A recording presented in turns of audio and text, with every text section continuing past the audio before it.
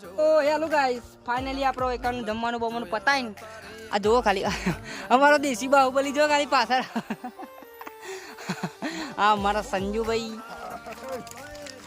અમારા અજ્જુભાઈ કેમેરામેન, અમારા નાગજીભાઈ હેલ્પર અને પેલા ગણપતભાઈ પોણીના બાટલા લઈને ફરે.